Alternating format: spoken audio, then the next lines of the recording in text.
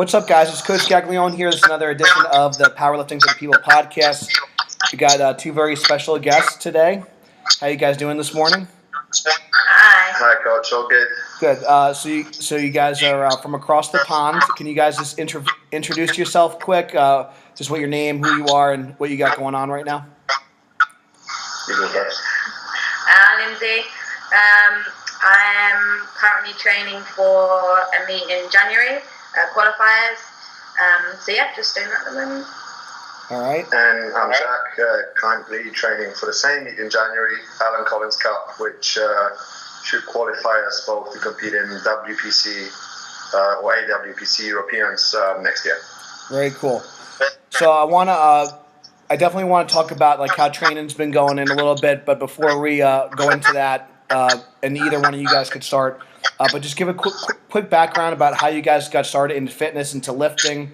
I know you guys have some different backgrounds as far as strength training and athletics and stuff like that, but it doesn't have to be powerlifting specifically, but how you kind of got into fitness, why you got started working out. So tell me a little bit about that. You want to go for me first? Okay. I was a professional MMA fighter for around a decade. So as an MMA fighter, I obviously trained to improve my strength for athletic performance. So lifting has always been a part of my training. Never powerlifting specific, just more general strength training, if you will. And when I decided to retire from mixed martial arts, I still wanted to compete in something. I didn't want it to be another combat sport. And I felt like I always enjoyed lifting weights, so I wanted to try my hand at powerlifting. And never really looked back since. Very happy with this decision. It was 2015 December when I started powerlifting training. Cool. How about you, Lyndsay? I started initially because my jobs that I had before, like I was doing makeup and tattooing, and I always had a really bad back from leaning over all the time. So I initially started just to try and strengthen my back. Really enjoyed it. Jack said that he had started competing, and I quite liked the idea of it, looking forward to a goal to work to. So started and then just fell in love with it since then. Cool. And Lyndsay, when you first started, were you kind of doing more general fitness, or did you always do some sort of training, like resistance training, or? This was the first thing I started doing, and then I initially started with some kind of martial arts and stuff, but then ended up just focusing on this because if I was going to compete, I wanted to be able to just focus on one thing. But yeah, I hadn't done anything before, so completely new.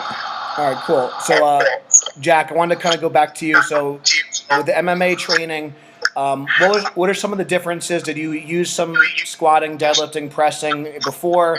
What other stuff were you doing? Like, how much did you feel like strength was a factor as far as when you were doing MMA? And like, how did the training? How does that look a little bit different when you were training for fighting?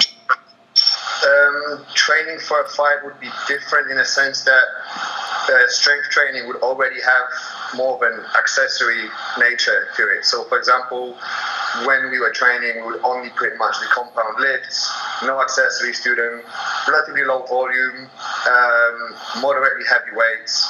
And I have to say the coaching, strength training coaching in martial arts and mixed martial arts isn't anywhere near in UK where it could be or should be.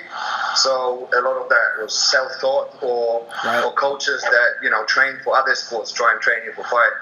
So I feel like there was a lot of things that could have been done better in terms of strength training. And obviously, for an MMA fighter, strength training would only be a portion of what he would do in a week in terms of training sort of requirements and, let's say, energy expenditure. How much they would spend training this would heavily depend on style. Like, I relied on my strength throughout my whole career. So for me, strength training was always a big part of it, and I've enjoyed that aspect of training. I've always hated cardio and neglected it probably way too much. But this is what I focused on, and it sort of showed in my fights.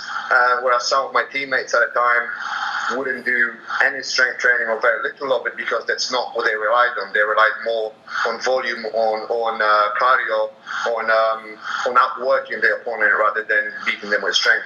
So I guess that would vary from person to person, but for me that was always an important part of my training, significant portion of it. Yeah, I think that's a good point to make. If there's anyone's listening out there that's maybe working with athletes or they're an athlete themselves, besides maybe they're, I work with a lot of like wrestling and football players and different field sports. Every sport's gonna have a different requirement for strength. So you don't need to necessarily need to be powerlifting strong to excel on the field or excel on the mat. But I do think there's a certain level of strength you need, and I think that's a good point you make. Some people don't make that point where, depending on your style and your certain skill set, may certain techniques may require a little bit more strength than other techniques. So especially when it comes to fighting, if like something like a wrestler comes to mind, if you're picking people up, you're doing a lot of takedowns and stuff, that's going to require a little bit more strength, and maybe someone who's more of a counter striker may require more hand-eye coordination and speed and being able to change directions quickly, a little bit more agility. So I think that's kind of important too, just to kind of realize what your strengths and weaknesses are. You obviously want to bring your weaknesses up, but when it comes to athletics, you want to make sure your strengths are really good too, and you definitely don't want to neglect that as well. So I think that's pretty cool. Was there any? When did you kind of decide to like hang up the fighting game, and what kind of made you decide to stop and transition to lifting? I think for me, it was a moment when I needed to make a decision. Do I want to go through another fight camp? And when I started doubting if I actually want to do this, I knew that I shouldn't be doing this. I can't do this. If I'm not putting 100% into preparation to fight another guy, then I'm not going to do it. And at that point, it was a kind of very swift decision. I realized this is a time for me to call it. Very happy with this decision. Never looked back, never regretted it. I still coach fighters, so I'm still involved in the sport, but it's in different capacity. I'm just an MMA coach now. And I remember that was when I made the decision. That was Saturday, I think the day before my birthday, and Monday after was my first ever powerlifting training session. So it was a very, very quick transition, literally a couple of days, and I started training with using powerlifting methods as opposed to just general strength training. And was there any reason why you were attracted to powerlifting as another outlet for being competitive versus other sports or other things? Like, was there any reason that attracted you to that? I think there was I still wanted to be competitive at something. I still wanted to do something, another sport, not a combat sport, something quite different. But I felt like it would make sense if I could use some of my assets. And I was always, for a fighter, I was quite strong. I was very quickly humbled in terms of what powerlifting strong means to, let's say, an athlete strong. When my first ever powerlifting competition, I competed in 90 kg weight class, and a girl we actually trained with squatted, competing in a 75 kg weight class, squatted 5 kg more than me. So that was an eye-opening experience. But I felt like out of all the assets that I've taken away from fighting, other than maybe perseverance, in terms of physical attributes, strength would be the main one.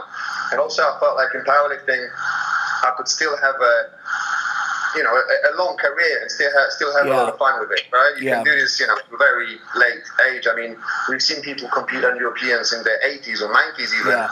So obviously there are people out there that do this for a very long time. And I think that was one of the deciding factors for me. Yeah, I think that's a really great point. I kind of started early. I stopped wrestling and playing football at 18, so I picked up powerlifting really early. But I've been doing it for over 10 years. It's been about 12, 13 years now. And I agree. You could do it for a long time. I think that it's important for people to realize that.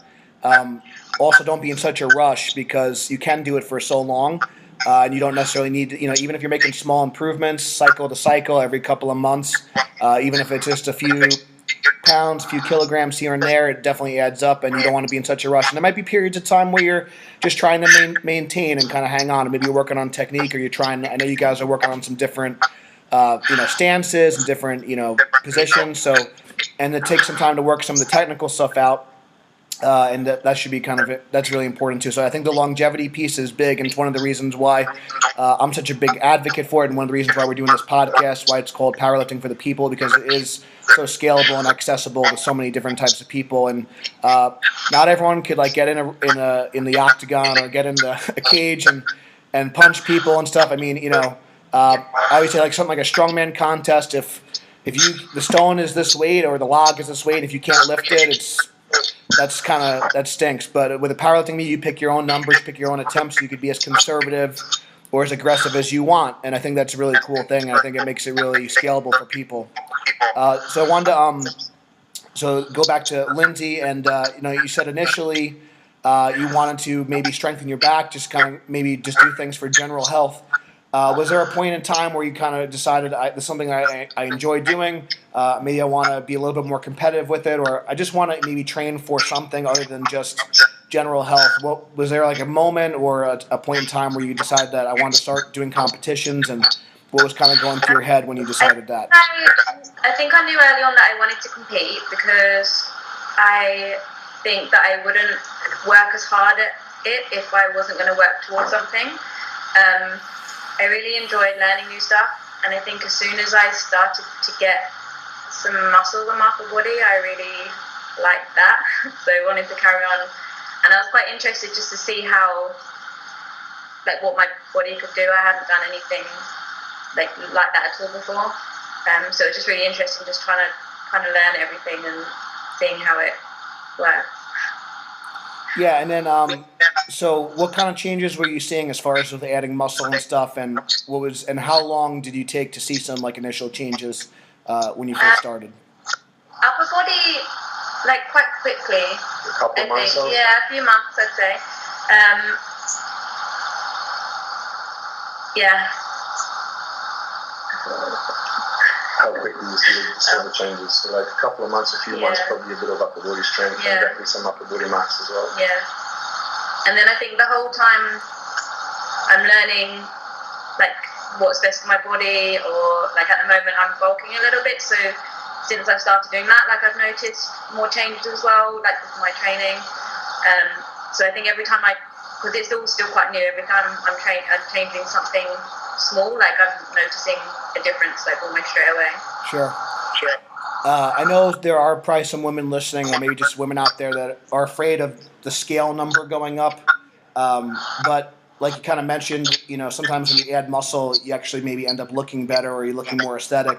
And everyone's kind of ideal of what their body wants to look like is going to be different. But do you have some advice or just anything you'd like to say for me? What women listening out there that maybe are afraid to get too big or too bulky, or they're just not really sure of how their body's going to react to lifting heavy. What has your experience been like with that, and what advice can you give women that are starting out? It's definitely been one of the hardest things deciding to go up a weight class, just because I think you're told all through your life that you have to be a certain way or skinny, whatever. So it's definitely harder to make that decision, but I noticed almost straight away, like the first 4 weeks, as soon as I started eating, even like just a couple of 100 calories more a day, I noticed my training change like straight away. And not even just the feeling of it, but just mentally, like every session I went into felt better, I felt well rested, like I felt like I had more energy. So that was the biggest thing, I think, just having more energy, and then that already made each session better, and then you were going into the next session already feeling good. So even though it was a hard decision to make, I feel like the benefits were definitely higher. And also I haven't really noticed that much difference, because I was only adding a couple of hundred a day, so it didn't really make too much of a dramatic difference. Yeah, it was definitely the best decision I made. Yeah, so I think a couple of things that you harped on, which I want to repeat back, just adding just like a little bit more food can make a big difference, and that could be male or female. These workouts are going to be challenging. They're going to be full body, so make sure you're fueling your body. You want to perform. You want to, the analogy, you want to treat your body like a race car, but good fuel in the race car. And if you're running on empty all the time, you're not going to be able to perform as well. You're not going to feel as good going into the workout. You're not going to get as much out of the workout. So don't be afraid to eat, especially on days where your goal is to perform and maybe you have a lot of work to do, or maybe you're projected to go really heavy. Don't be afraid to eat a little bit more in those days. And days where you're not, that are easier, or days where you're resting, you can kind of cut back a little bit. Do you guys have any other experiences as far as with the diet?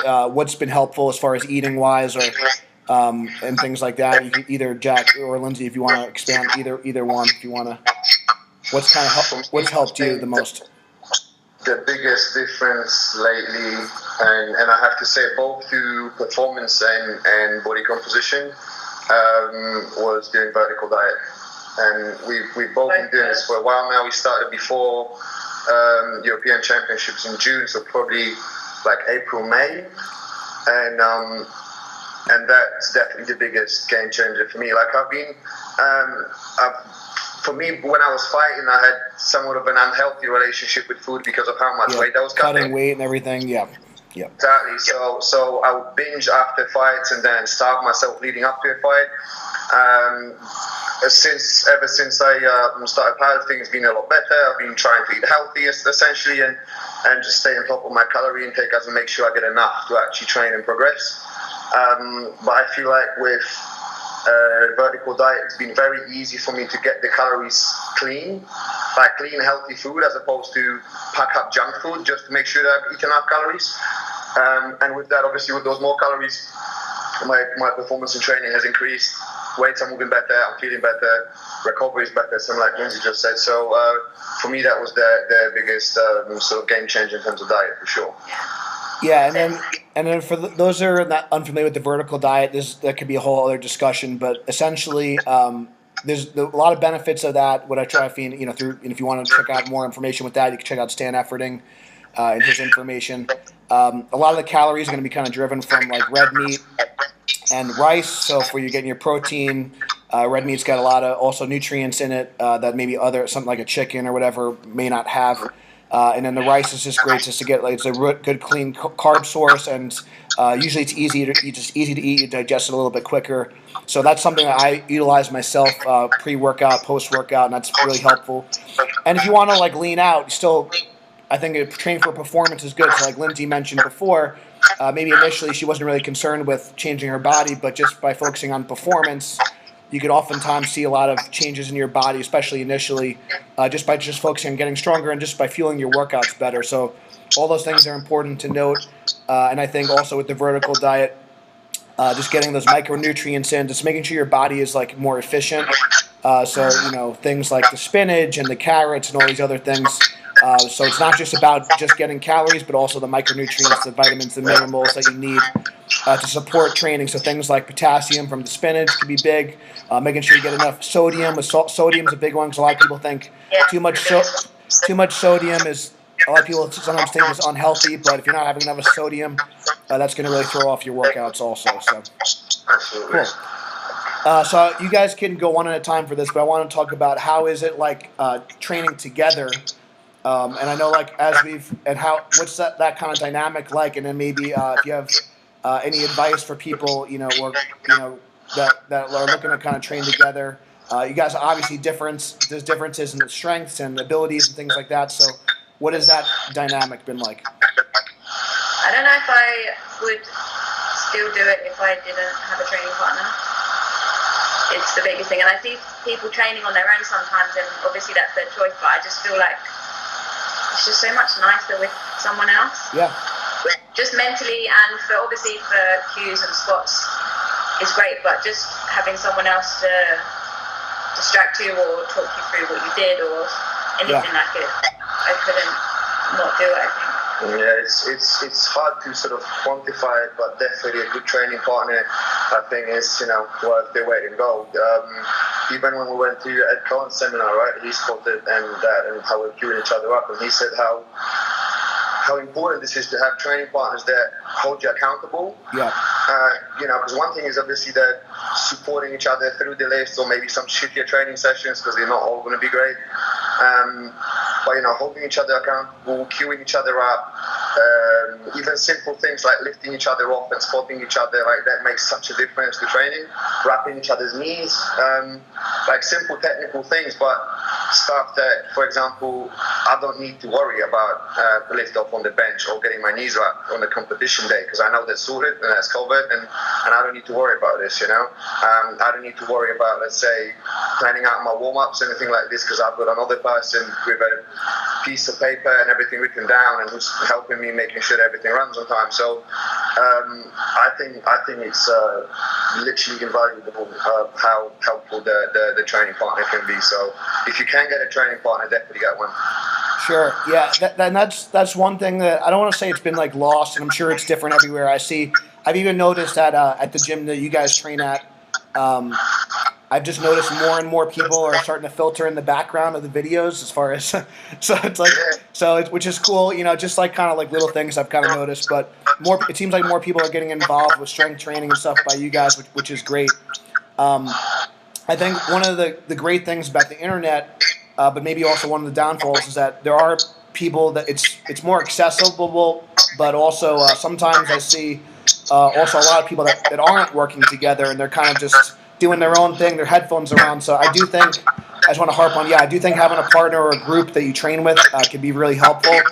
And I think it just, it's I scratch your back, you scratch mine, you help each other out.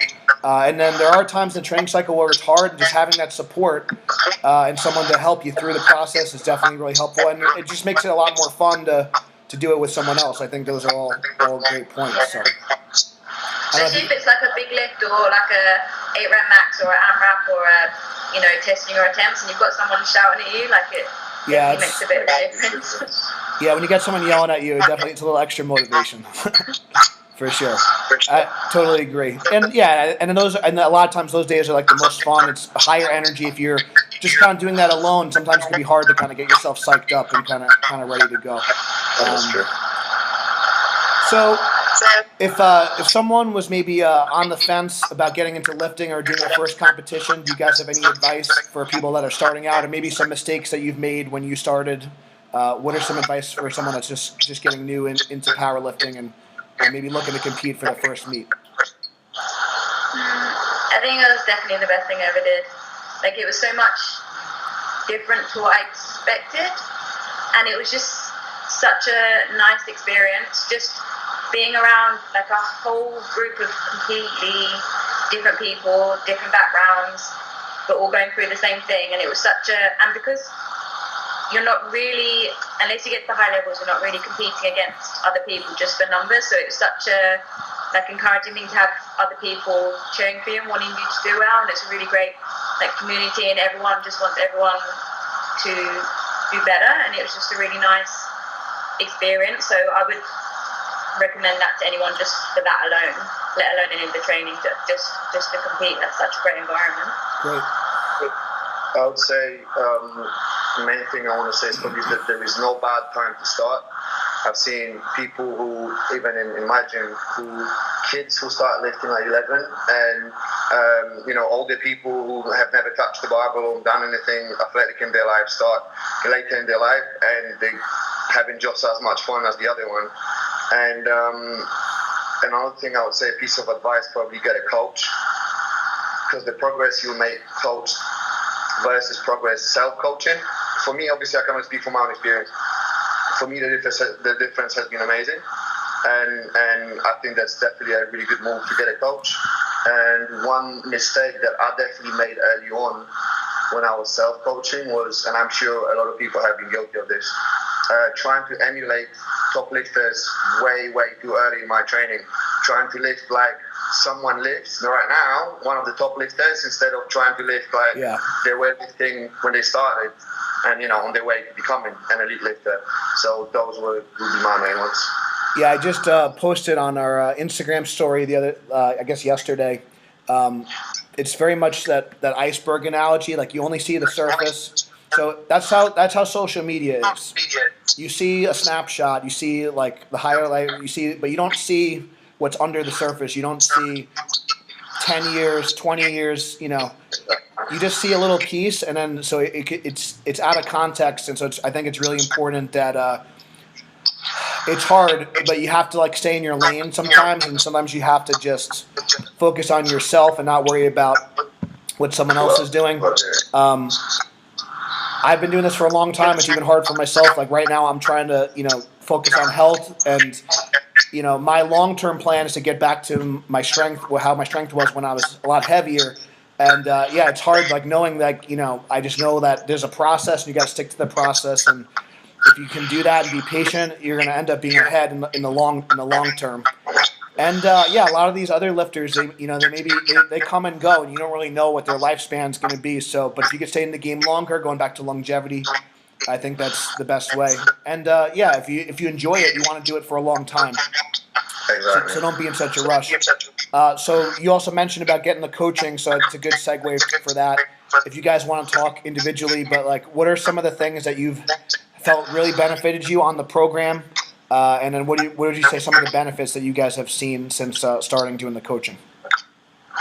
You want to go first? Me first. Okay, so like you've said it yourself, where you're quite big on longevity, and I think this would probably be the most important thing for me, and especially thinking in terms of how long I'd like to do this for still, like really appealing one, because I've been consistently making progress, adding to my total. Every competition, my total has increased. My form has gradually improved on all three lifts under your coaching, and all around I grow as a lifter. And throughout all this time, I stayed injury free. You know, like, I get that we can get sore, like maybe minor little tweak tightness here and there, but I've stayed injury free because I didn't do anything stupid in training, and I didn't put myself at any unnecessary risk in training. So I think this is like a really, really huge aspect for me when you know, coached by someone responsible. That should be a really big factor, right? Longevity. So definitely this for me, like obviously total increase would be the main thing, because that's where we're in this sport. Like I want to keep building my total, but I've managed to build my total while staying injury free, and hope to maintain it that way. Cool. Now how about you, Lyndsay? I think because I didn't know anything about it before, like it's definitely helped just so that I know what to do, and because I don't even really know what my weaknesses are, but obviously like you can see what they are, you know what to look out for, you know what I need to work on. Like I wouldn't have a clue otherwise, so I definitely like to have a program to work to and know what to work towards, and also just to sometimes make me feel better about not always making improvements sometimes, and just knowing that it's just like I'm just learning, so I just have to. Yeah, we're just trying to see the positive in every situation too. I think no matter how little or how much progress you make, if you don't have the right frame of mind, you know, it's something we talk about all the time. Like, and sometimes we set our expectations very high, which I think is great. But sometimes, you know, if depending on the person's personality, one of the things that I've been talking about sometimes with our newer lifters is sometimes it's okay to set the bar a little bit lower and just kind of build on that success, and you could always kind of push a little bit more. So I think as it's human nature to always focus on what's wrong, but I think you'll have a lot more fun, and it'll be better if you kind of focus on what's going right and then kind of build on that. So I always try to like show you, also not only tell you guys what's wrong, but also say, hey, this looks good, or bar path looks good today. And sometimes, you know, that's fine, and like there might be like little tiny things that are wrong, but maybe it's not worth mentioning, or sometimes it's better to focus on what these things are good. Let's continue to build on that.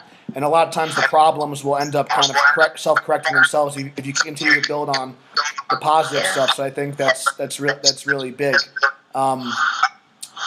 Piggybacking off that, have there any been like techniques or exercises or just something maybe in the program that you felt has helped you like benefit personally? Maybe some exercises or just certain methods that you feel like helped you the most improve your strength or maybe fix your technique on anything? I definitely feel like the last 2 cycles I've done, I've had heavy singles on my off season to get me used to having the heavy weights, because obviously my form breaks down at heavy weights, but I don't know that until a few weeks from the comp. So adding that in off season, like, has helped massively for confidence, but also for just like building muscle. But yeah, I'd say mainly for confidence, so that I'm just used to working with heavier weights, because otherwise it's a bit scary. Yeah, and just to go off, you know, that was something we kind of talked about, and we experimented with, and everyone's going to be a little bit different. But also, especially when you're maybe a woman or a lighter weight man, sometimes doing a little bit higher intensity, even in like early stages, can be helpful. And you're not going to have, you know, if you're an 800-pound squatter, there's going to be different amount of damage than if you're squatting, 200 pounds or, say 100 kilos or whatever the case may be. So you can kind of afford, and for you in particular, you've happened to be, we noticed you were better at repetitions. So we said, okay, well, maybe we need to practice a little bit more on just doing single reps, just so you get better at the skill of doing singles, because that's a skill in itself, and then we kind of do some more volume work after. So I think that's great, just kind of like understanding what you need personally for your body, and everyone's going to be a little bit different for what they respond to. So I think that's a great point too. And then how about you, Jack? I think for me, the main probably game-changing exercise, well, not just an exercise, but a group of moves that helped me massively was, and I have a love-hate relationship with that move, safety squat bar. Yeah. Safety squat bar definitely massively improved my squat. My squat has grown hugely since we started training together. Pretty much caught up with my deadlift. And it's worth mentioning that when I started lifting, my bench was bigger than my squat, so my squat was pretty terrible. And that's probably your best lift. Now it is for sure, definitely. Yeah, it's grown hugely, and I think a big part of it is the safety squat bar, and also the fact that we do really large amounts of work on back, both in terms of building the musculature and the strength. And I feel like what used to be a weak point for me, my back folding over in a squat, and that limiting what I can squat, I felt like that has improved hugely, especially over last couple of training cycles. So I really like the amount of back work that we do in training, and I think that's really, really good. Definitely worked out for me. Yeah, I think the back in general, if you can get it stronger, it's just going to help all three lifts. I think that's a great point too. And yeah, I think you guys have both been doing fantastic. So thank you guys for coming on the call today. I want to continue to see you guys, represent the team, which has been really cool to watch you guys compete and grow together. And we're really proud of both of you. So thank you guys for coming on. If for maybe someone's listening that's maybe in your area, or maybe they want to just check out what you guys are doing online. So is there any place they could find you? Or if maybe they wanted to, maybe we got some people in the UK that are listening, they want to know maybe some places to train. If there's anything you want to plug or let people know where they could find you, you could let people know that are listening. For us, the two main places that we will train at will be Physical Culture, that's in Putney in London. And another one will be Richmond Fitness Club, also in London, in Richmond. And those two main gyms where we do most of our training. I coach in Richmond Fitness Club as well. That's where I coach my fighters. So if someone wants to reach out to me directly, that would be the best place.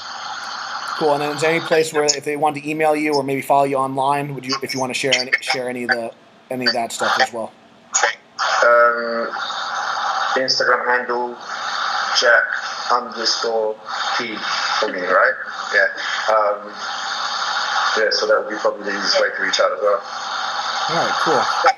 Well, thank you guys so much for coming on today. If this interview helped you, please share it. Please subscribe and give us a 5-star review. It helps other people find us. If you want to support the program, you can check out the links below. Check out the links in the description. But again, thank you guys so much for watching. And thank you for coming on. And until next time, stay strong, and we'll see you guys soon.